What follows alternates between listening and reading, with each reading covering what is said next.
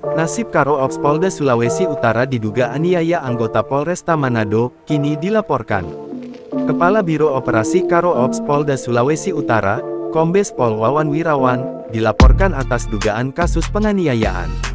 Laporan tersebut dibuat oleh anggota Intelkam Polresta Manado, Aibtu Jufri Suhani, dengan nomor LPB 508IX 2023 SPKTPOLDA Sulawesi Utara pada Sabtu tanggal 23 September tahun 2023. Dari informasi resmi kepolisian yang diterima tribunmanado.co.id pada Senin tanggal 25 September tahun 2023, ia dipukuli lalu ditendang oleh Karo Ops Polda Sulut.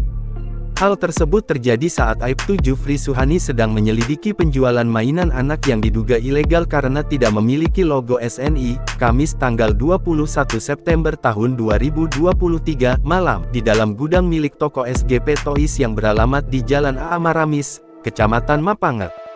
Bukan tanpa sebab, penyelidikan yang dilakukan Aibtu Jufri berdasarkan surat perintah dari Kasat Intelkam Polresta Manado, nomor Sprint 47IX 2023 tanggal 19 September tahun 2023.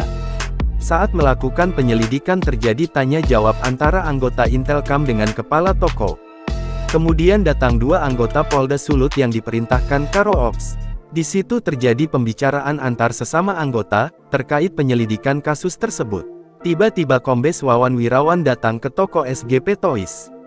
Setiba di sana, dia memanggil Aibtu Jufri masuk ke dalam gudang, kemudian mengunci pintu, selanjutnya memukul Aibda Jufri di bagian perut dan kepala hingga jatuh tersungkur di lantai.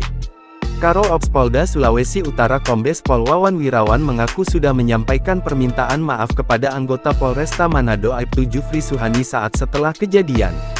Karo Ops membantah jika melakukan penganiayaan kepada Aibtu Jufri Suhani. Karo Ops menegaskan di dalam gudang dia tidak melakukan penganiayaan.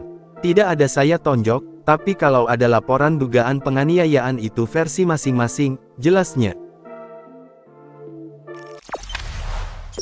Jangan lupa subscribe, share, komen, dan like ya.